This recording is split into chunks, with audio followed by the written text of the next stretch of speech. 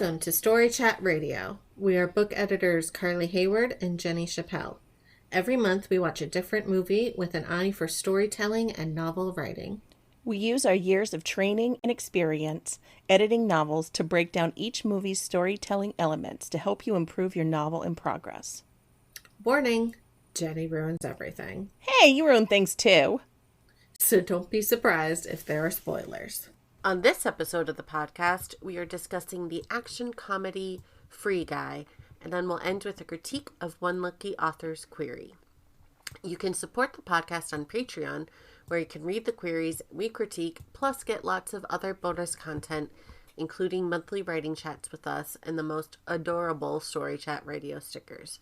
It's easy to find, just patreon.com/storychatradio. And don't forget our podcast is now available on YouTube. And we have our very own personalized handle now. You can find us under @StoryChatRadio. And the link is on our site and Linktree on social media as well. So, Carly, your voice sounds kind of bad. I'm pointing this out now. Yeah, I want to point it out in case, your voice just completely gives out. And you have to mime things to me over the video that we use, and then I can tell people what you say. Is it so not just in case it gets to that point? Yeah. Is it not just sexy phlegm right now, or no? Is that not where my voice is? Yes. You haven't quite reached that demonic possession level yet. Yeah. That's fair. Yeah, yes, patrons, I have a cold. If I cough and don't find a way to mute it, I am so sorry. All right, so here come the spoilers. Free City is an online video game where players cause general mayhem, and NPCs, which, if you are not a gamer, stands for non-player characters, live out repetitive, scripted lives unaware that they live in a game. A sequel is due to release soon and will completely replace Free City, effectively terminating all of the game's NPCs. NPC Guy, main character, his name is Guy, begins to deviate from his programming, and his new choices lead him to shoot a player robbing a bank, which shouldn't be possible under the game's programming. When he takes the robber's glasses, and the glasses are the way that the game marks players versus NPCs, Guy can access the player's view of the game. Guy rapidly progresses through the game, standing out from other players and becoming a worldwide sensation known as Blue Shirt Guy. And other NPCs he interacts with also begin to develop self-awareness. Meanwhile, Millie, who is an unemployed game designer, is searching the game for proof that Antoine, the CEO of the company that created it, stole the source code from a game that she, Millie, developed. Guy decides to help get the evidence that Millie needs. The popularity of Blue Shirt Guy threatens the plans to launch the sequel, so Antoine orders a server reboot, which resets Guy's memories. But Guy regains his self-awareness when Millie kisses him. Guy recalls location of remnants of the source code and attempts to reach it before the sequel wipes out all of the old content. In a last-ditch effort to stop him, Antoine begins smashing the physical game servers with a fire axe, erasing much of the game world. Before he can destroy the final server, though, Millie comes in and offers a deal to abandon her lawsuit against him and surrender the profits of the franchise to him in exchange for her creation. They agree to that. Antoine's sequel comes out and it's kind of a flop. Millie salvages her code and then releases it as an indie game that's kind of more like The Sims, which includes Guy and all the other NPCs from Free City living their best lives. I'm actually pretty proud of this summary, I have to say, because I am too. It's hard sometimes to condense these movies, and this one we did a pretty good job with. Yeah, you nailed it. So what did you think of the movie? I really liked it. I'd seen it before. It was fun to rewatch it. It's just kind of fun. I mean, it does make me feel a little bad about all the NPCs I've killed over the years. Oops. But I really don't have much to say about the movie. It was fun. It's enjoyable and interesting. Acting's really good. The references are fun. And, like, luckily, it's a Disney production. So we got all of the, like, IPs from their franchises. Like, which is like everything. Which is everything. But, like, Marvel and Star Wars and all of that. So we could have all of that kind of show up in the game, which was really fun.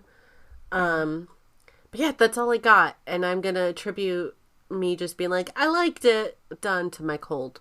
So see, this is another reason we had to explain this, because I feel like we're going to be hearing that a lot through this show. It's like, oh, it's the cold's fault. It's the cold. My brain is fuzzy, Jenny. Yeah, I'll let you have that this month, but...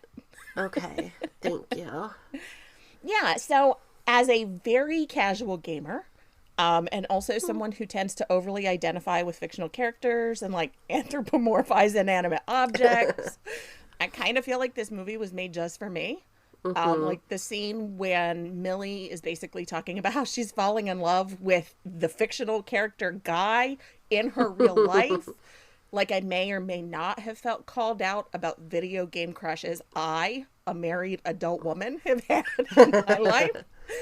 And yeah, I definitely play games way too nicely and never kill anyone if I can help it. It made me actually think about one time when I played Skyrim and I had like a companion character and I had given her lots of really good armor and stuff, and then started a quest that I didn't realize would like send her away, and I never saw her again. And I kept like trying to find her in the places I thought she would be, and she just never showed up, and I never got that armor back either. I've done oh no. I know, I've done that was the stuff worst like part. that too, where I'm like, no, but I want to do the good thing. I'm like way too much of a paragon in the games. Yeah. Because I'm scared when they're gonna like judge me for doing the evil thing. Yes. How did you manage to play? Did you play Red Dead Redemption? Oh yeah, got like white hat cowboy very quickly. I was so freaking good. Every time it made me do anything evil, I was like, this is not the character I'm playing. Yeah, that's great. And so yeah, I play games way too nicely. And I love Ryan Reynolds, so there's that. He's good. And the rest of the cast I thought was really fabulous as well. We kind of play like, it's not really exactly like a formal game, but I think of it as a game that's like the, hey, that's that guide game. Mm-hmm. And there were a lot of those people that we recognized in this movie from other TV shows and movies. So that was fun too. Even beyond that, though, I really enjoyed it. It is a really fun movie. I think the writers did a really good job of having this like real world story as well as the video game world story, where the pieces all overlap and create one cohesive plot. Like, I think it would be really easy for a movie or any kind of story like this to be kind of framed. Like, we have a completely separate storyline. Yeah, completely separate storyline happening in the real world than what's happening in the virtual world. Yeah. So I thought that was really good. And I really like the way they created the link between the real world and the video game AI. That wasn't mentioned in the summary, so like I'm not going to spoil it here either. But it was so cute, and it made my heart grow 3 sizes. I definitely don't think there's anything groundbreaking here or anything like that. Like, thematically, it covers a lot of the same territory as other sci-fi stories over the years. So I'm thinking specifically of, like, iRobot, Blade Runner, even, like, The Matrix, like a lot of other movies. And when I was typing in Blade Runner, I was like, should I call it by its, like, its novel name? But no, that's way too many words to type. That's too much. So yeah, this isn't as reflective or philosophical, but looks at some of the same concepts in a really fun light that I think is more accessible to a lot of modern viewers. But yeah, I think it's a solid, enjoyable movie, and I will probably rewatch it at some point. Had you seen it before, or was this your first? No, this was the first time I had seen it. Okay. So my husband and kids watched it without me and didn't ask. And then they were like, well, you don't really play video games, so... so I want to go back to that, because you play a lot of video games. I do not think you're a very casual gamer. Well, I only think of myself as a casual gamer, I think, because... Because you're judging the type of games you're playing. No, because I don't take it seriously, Like, it's... like just fun for me. It's an outlet. It's not something that I'm like I'm not like a hardcore gamer, you know? Yeah. So like Yeah. I don't make that differentiation between like what kind of game you're playing or whatever. For me, it's more about like how invested are you in it? And for me, it's just a pastime. It's just something I do because like after a whole day of braining and editing and wording, like I just have to get out of that headspace for a while. Yeah. And video games are just like that perfect, I think, kind of zen balance for me, where it's like just the right level of stimulating. But you and I play a lot of the same video games. Me too. We like a lot of the same kinds. I love video games. I would call you a gamer. You're not a hardcore gamer, but I wouldn't say you're very casual. You play a lot of games. I do play a lot of games. You know. Anyway. Oh, also, this was making me think, the name Guy, by the way, I looked up at one point because I was very confused about how it became a name. But it was a name first, and then people started calling people guys afterwards. But I believe it comes from Guy in French, and right. I think Guy Fawkes is the one that like popularized it as the word guy. It's a whole long thing. So it's kind of like keeping up with the Joneses. Like it was a name, and then people like, that's interesting. Yeah. Anyway. Yeah. Okay. We should actually talk about this thing now, shouldn't we? Should we? No, that's fine. It's the cold. It's the cold, Carly. It's the cold, obviously. Yes. Okay, so what's something that this movie does well that authors can use in their writing? It lies to us. No. It's called The Lie, which we have mentioned before. This whole movie is about the lie we tell ourselves that is basically an impetus to our character growth. And that's a confusing way to phrase that, and I'm sorry. So, what is the lie in writing? The lie is what a character tells themselves that stops them from achieving their goal. It can be something as simple as, I can't get that job because I'm not good enough. And then they find out that they are good enough, or if it's a positive arc, and then they get the job. So how does that show up in this movie? Basically, the lie here is that Guy is real, or fake, depending kind of on whose perspective you're at currently. He truly believes he lives in a real world, though, and he's making his own choices. But in reality, he is an NPC, and he must learn this truth in order to grow and become fully self-actualized. Right. So it's like he believes he's real, and because of that, he can't become real. So once he recognizes that he is an NPC, he's able to push further and actually make true choices for himself. He's kind of able to push others to see outside their own limitations. Like he influences a lot of the other NPCs to kind of grow and become better, more of themselves. So overcoming this lives gives all the characters in Free City the ability to grow and become whoever they want to be. So no other movie really has such an explicit lie that literally makes all of the character arcs grow. Right. And that might be a lie, because I'm sure there's plenty of other movies that do. But this one is very explicit. And the meta-ness of these characters being literal non-player characters allows you to kind of really pinpoint the lie and the growth that they try to achieve after overcoming that lie. I mean, we see at some point in the movie like charts showing how they've grown as characters. Like it literally maps out their choices and their code and everything to show that they've grown. Right. Like, you can't get quite so literal in other circumstances. It's true. I think and I think we've talked about this before. I know I talk about it all the time, so it wouldn't surprise me if I've mentioned this before. But I feel like it's one of the things that draws me to fantasy and science fiction is that it really allows us to look at the real world and stories and people through sometimes a more literal lens by making it more figurative. Yeah. So yeah, it's really cool. I agree. And I think the lie is something great for this movie. And honestly, I am super excited to talk about this. Me too. I feel like the lie is really the heart of a story. So much so that I really encourage authors to know their character's lie before they start drafting, if possible. So you've touched on what the lie is, but I'd like to go into a little more detail about that. So we've talked a lot in various episodes about emotional wounds, sometimes touched on the lie as well. But we haven't gone into a lot of detail about what those are and how they function in a story. Nope, that's a lie. We have talked about emotional wounds in episode 24 about Shang-Chi.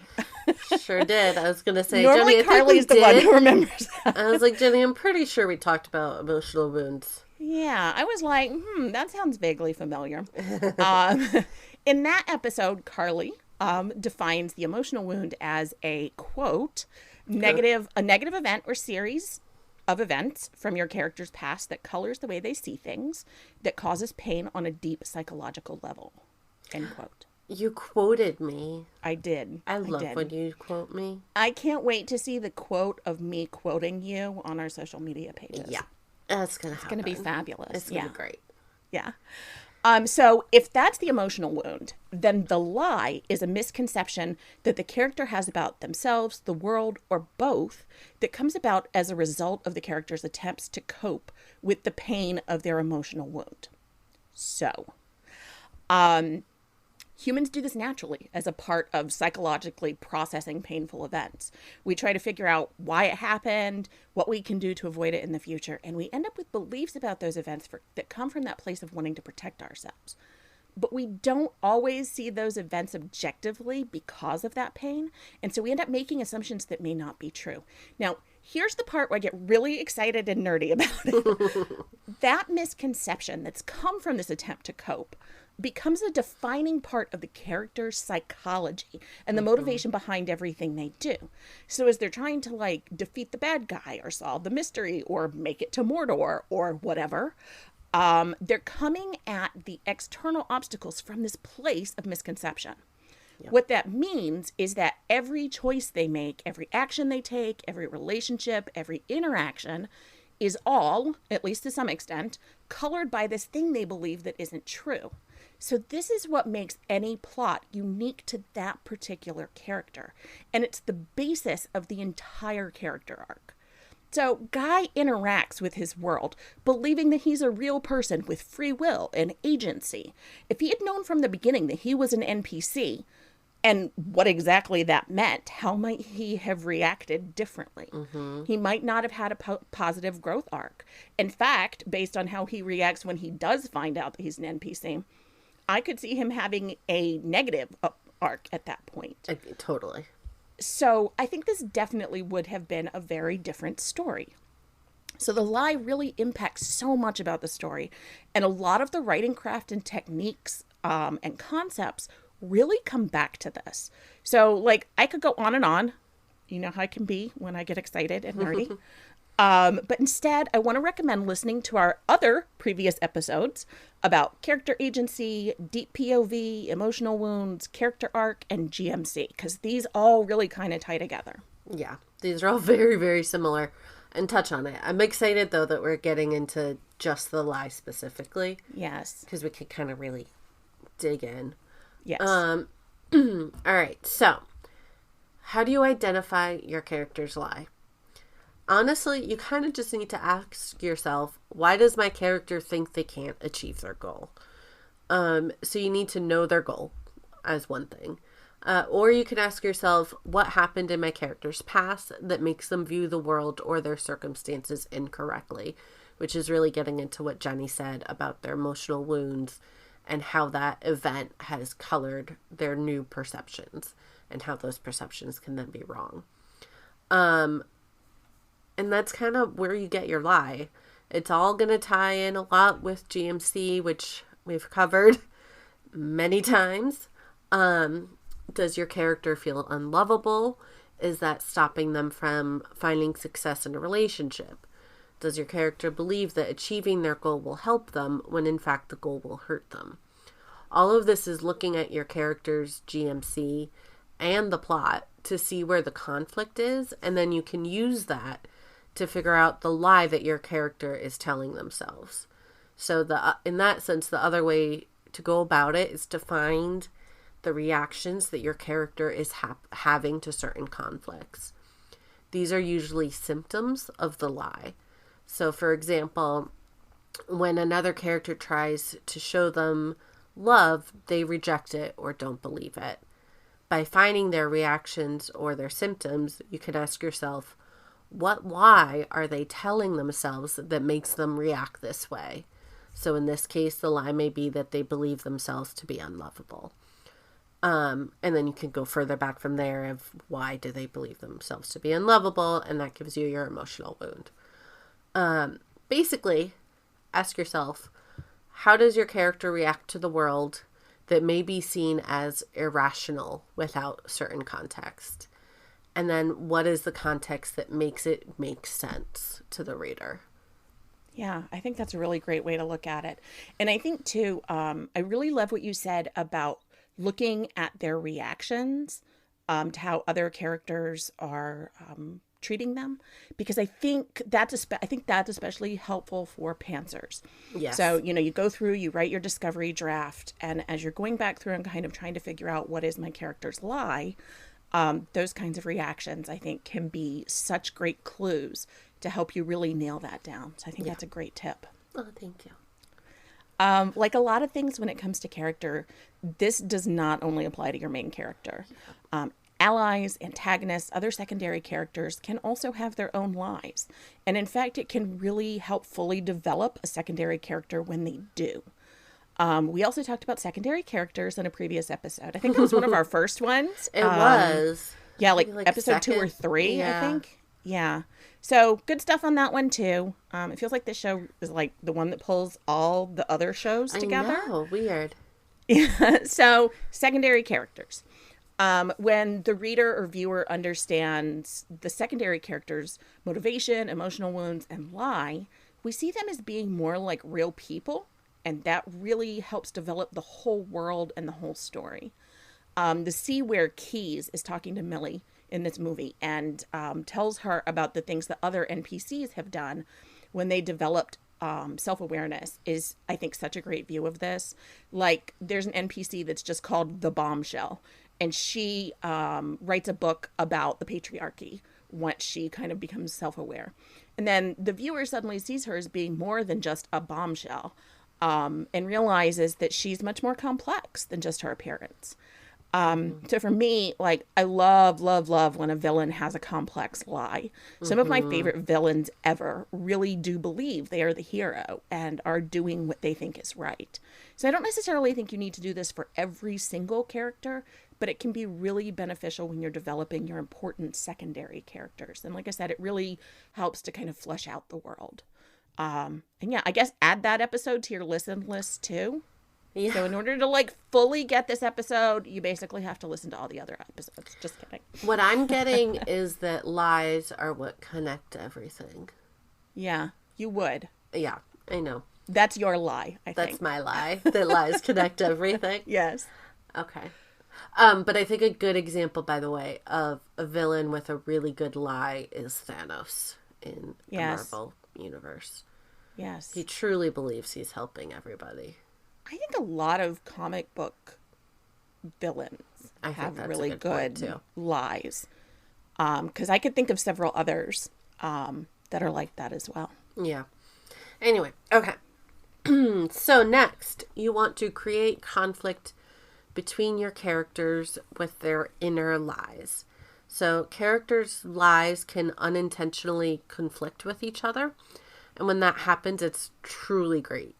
The easiest place to see this is typically in a romance novel.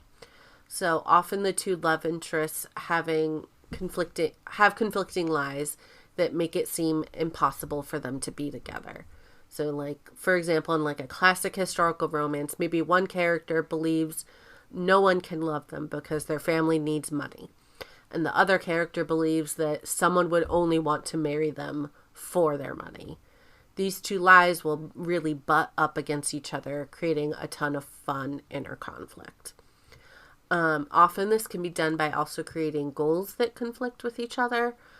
In this movie, you can kind of see that with Antoine and basically all of the other characters Everyone in the whole else. entire movie. Like, literally no one's on his side. But on a smaller scale, you can see that with Millie and Keys. We didn't really get into Keys in the description, but he is Millie's partner who helped create the game that Free City is based on. They both started out with very similar goals. They wanted to create this game together. But then they went in very different directions when they sold their company. Keys basically just wanted a job and to keep doing things he likes, while Millie quickly decides she wants to prove that their code has been stolen. Their goals conflict, and they conflict because they've told themselves vastly different lies. Keys told himself that their game was a flop and that this is the only way for him to succeed. He basically thinks he's a failure. While Millie told herself that she constantly needs validation. As Jenny pointed out to me the other day, she literally says that in a little interview they do at a press conference. She says, I need validation. Right. It really, literally expresses the lie. So, also, the other thing to keep in mind with lies is that other characters can really manipulate each other intentionally if they know the others lie. Think of like the villain who tears down the protagonist by confirming all of their worst fears. We see this a ton with Antoine and Keys. Antoine knows that Keys feels like a failure. He uses that to get Keys to do a ton of work for him. Keys is a genius, and he's put himself into a customer service role because he feels so inadequate. And Antoine uses that inadequacy to steal his code and use it in Free City without him noticing. So honestly, basically all I'm trying to say is knowing someone's lie is the best way to manipulate them in life. Not to give people bad moral ideas. Liar. That's like your whole purpose It's in my life. whole purpose in life. That's Everyone your lie. Yeah. My lie is that lies are great. And everyone should lie and use them to manipulate people. I think that sounds like me. This is why I never trust you with my lie. So most of the time when we talk about lie, the lie, we're talking about that inner lie, the thing that the character believes about themselves or the world that's holding them back from having what they really need. But I also want to point out that there can be outer lies.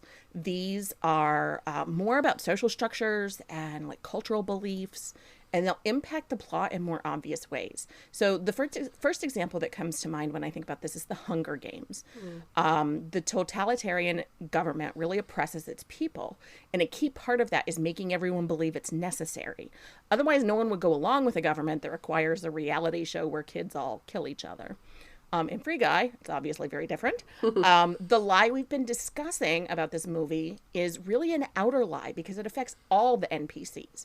And then each character has their own inner lies. So Guy's lie is that his life doesn't really matter. Like he feels like he's in this loop and, there's not really any meaning to it. And there's also this element of him believing that like he will never be with like the one person who might like complete him or whatever, basically believing he's unlovable. And then so his friend Buddy, his lie is that he can't handle how scary everything is. Again, Millie outright says hers is her need for validation. Obviously Antoine's is that the love of his life, Stede Bonnet, left him and made him turn evil again, which is not true. Just a little nod to my Our Flag Means Death people. If you have not watched that show, I highly recommend. Anyway, a lot of stories have outer lies as part of their world building. And I think it's easy to go straight to dystopian when we're talking about these outer lies and, oppressive societies. But there are those outer lies in real life too, which means that they can be part of contemporary stories. So in fact, I could argue that a lot of stories that are considered like quote unquote issues books are really dealing with outer lies in our real society. So in this essay, I will Just kidding. But if you're writing a story with an outer lie, consider how the world is oppressing the characters and the impact it has on those characters. So how does that influence the plot? How does it influence how various characters feel about themselves and their own inner lie? Just kind of look at how all those pieces kind of interact with and play off of each other. Yeah. Yeah, I think that's a great point. So your story can have an inner lie, an outer lie, or both. We've talked a lot about both in this movie, but let's get into some other examples. So, for example, Encanto, not to go to a controversial movie for us. That's a lie, too. I'm not saying it wasn't an controversial. No, I'm saying that was an intentional choice. Yes, sure. I want to fight with you right now. It's the cold. I know it's the cold. It's the cold. I can't. But in that one, we talk about character arcs. So also, we do get into the lie a little bit there too. Another great one to watch, but be prepared for arguments. Anyway, Mirabelle, for the most part, has kind of a flat arc. And that's because the lie she overcomes is an outer lie. It is a lie within the world and the others. So if the main character has a flat arc, there's not really an inner lie. More so, there's only an outer lie.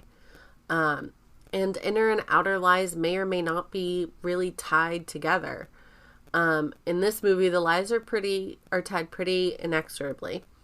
The outer lie is that the NPCs aren't free thinking, and Guy's lie is that his life doesn't matter. He believes this because of the outer lie. And by proving his inner lie wrong, he's able to show the world that the outer lie is wrong as well. And to go back to the Hunger Games, the outer lie is about everyone needing the totalitarian government to keep them safe. But Katniss's inner lie is about her worth to her family. Her inner lie interacts with the outer lie, but they aren't directly connected. Right. So you want to kind of play with these different lies and see how they can interact and influence each other. Yeah. Yeah. I think that's a great point. All right. So let's wrap this up. This month, our query is a middle grade fantasy. Jenny, what are your thoughts on the query? So I think these are great comps to start out with. That was the first thing that really caught my eye. And stories about animals are a perennial favorite for young readers. Again, the anthropomorphized things, definitely something that I love. Your premise and word count, though, really kind of put this story more in the 7 to 10 range than the 9 to 12 range. It's really kind of a lower middle grade based on like the talking animals and the lower word count. But in terms of the content, I think that this feels more like a synopsis than a query letter. Like it feels like it's just kind of telling us what happens. Remember that a query letter is intended to sell your story as much as it is to explain the premise. So what's unique about this story? What is there for readers to identify and engage with? What's at risk? So in other words, what would make this story stand out to an agent who reads hundreds of query letters in a month? So what did you think, Carly? Yeah, I think the story sounds super cute. I will say, like you're kind of saying, there's a focus on details that aren't really pertinent in the query. I kind of wanted more of your humor and voice and details about your two main characters. We're kind of getting distracted showing how the inciting incident starts and like what causes it to occur instead of focusing on like the journey and the conflict that the characters go on. Also be a little bit more explicit in your bio portion. I know you want to keep it short, but how do you have a certain type of experience? Don't just tell us it exists. Show us where you got it. That's about it. Yeah, I think that's a good point too. All right, so next month we are watching the sci-fi horror Nope. We will also have another query or blurb critique. So if you want your query featured on the podcast, you can find the details about how to do that on our website or Twitter page. You can find our podcast on our website, storychatradio.com, or you can follow us on YouTube, Spotify, Apple Podcasts, Google Podcasts, or many other streaming services. While you're there, please leave us a rating. You can see this month's query in its entirety and support the show at patreon.com/storychatradio. You can also follow us on Twitter and Instagram at storychatradio. Thanks for joining in our nonsense.